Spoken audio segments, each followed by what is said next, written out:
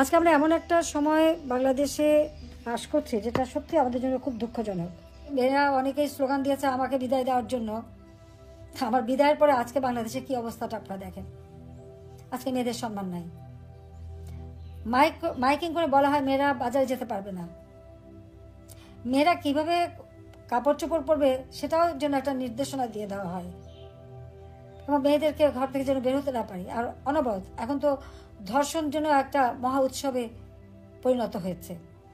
যখন আওয়ামী লীগ ক্ষমতা ছিল এরকম ইপটিজিং বা ধর্ষণ যেটা যখন হলো তখন সঙ্গে সঙ্গে আমি আইন করে দিয়েছিলাম।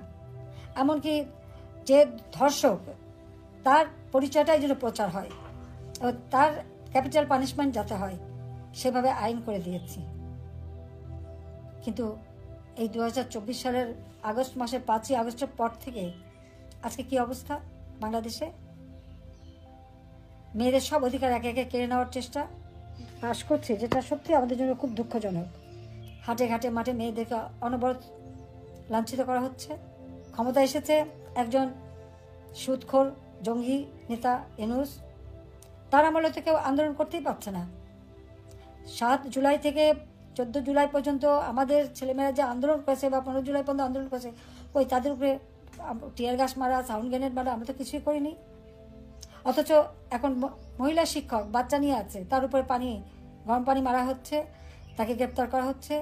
মেয়েদের কাপড় চোপড় ছেড়ে স্বাধীনতা নষ্ট করা হচ্ছে, ওড়না টেনে নিয়ে যাওয়া হচ্ছে। এই ধরনের অনাচার কিন্তু চলছে।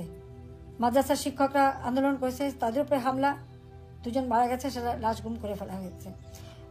গার্মেন্টসের মহিলা শ্রমিকরা আন্দোলন করতে গেছে, সেখানেও তাদেরকে হত্যা করা হয়েছে, তাদের উপরে চড়া হয়েছে। একর সাথে সাথে তাদের উপরে নির্যাতন। ছাত্ররা আন্দোলন করে, সেখানেও নির্যাতন। আজকে আমাকে কেউ স্বৈরাচার বলে, তাহলে আপনার বিচার করে দেখেন তো স্বৈরাচারটা কে?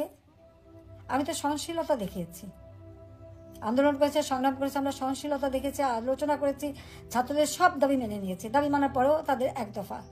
অর্থাৎ আমি আর রেহানা 15 আগস্ট তো আমরা 2 বোন বেঁচে গিয়েছিলাম, কাজে আমাদের হত্যা না করা পর্যন্ত মনে হয় তাদের শান্তি ছিল না। কিন্তু রাখে আল্লাহ মারে কে, এটাই তো আমার জীবনে বাস্তবতা। গ্রেনেড হামলা, গুলি, বোমা, অনেক কিছুই তো বাংলাদেশের মাটিতে ফিরে আসার পর থেকে, সেই 81 সালে আসার পর থেকেই তো আমাকে এর মুখোমুখি হতে হয়েছে। যাই না, আল্লাহ রাব্বুল আলামিন বারবার বাঁচিয়ে দিয়েছেন। তথা বাংলাদেশের মানুষের জন্য কিছু ভালো কাজ করার জন্যই তিনি এবারেও আমাদেরকে রক্ষা করলেন।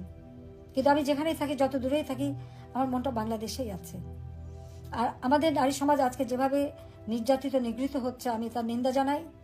এবং এই ডক্টর ইউনূস এ তো রাষ্ট্র চালাতে সম্পূর্ণ ব্যর্থ, রাষ্ট্র পরিচালনা ব্যর্থ। তিনি নারীর ক্ষমতায়নের কথা খুবই বলেন, দারিদ্র বিমোচনের কথা বলেন, কিন্তু কতটুকু দারিদ্র বিমোচন করতে পেরেছে? আজকে বাংলাদেশে যে দারিদ্র বিমোচন হয়েছে, সেই 41 ভাগ থেকে 18 ভাগে নামিয়ে আনা, সেটা কে এনেছে? আওয়ামী লীগ সরকার ক্ষমতা আসার পর এই দারিদ্র বিমোচন হয়েছে।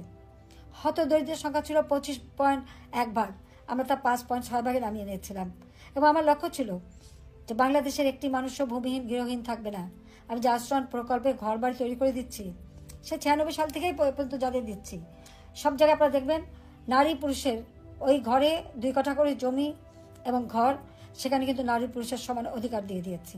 এবং যদি কোনো সময় বৈবাহিক জীবনে কোনো সমস্যা দেখা দেয়, তাহলে ওই বাড়ির মালিক কিন্তু ওই নারীরাই হবে, আমি সেটাও নিশ্চিত করে দিয়েছি। অর্থাৎ আমার দেশের নারীরা তারা নিরাপদে থাকুক, তারা নিজেদের জীবন জীবিকা যথাযথভাবে করতে পারুক, সবসময় সেই চেষ্টাই আমি করে গেছি, সেই পদক্ষেপই আমি নিয়েছি। এবং যা বলতে গেলে আমার মায়ের কাছ থেকে শেখা।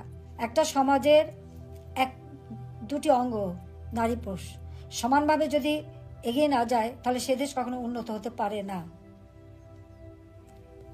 আমরা 2 পায়ে চলি, আমার 1 পা যদি খোঁড়া থাকে তা তো আমাকে খুঁড়িয়ে খুঁড়িয়ে চলতে হবে। আর সমাজেও সেই অবস্থাটা।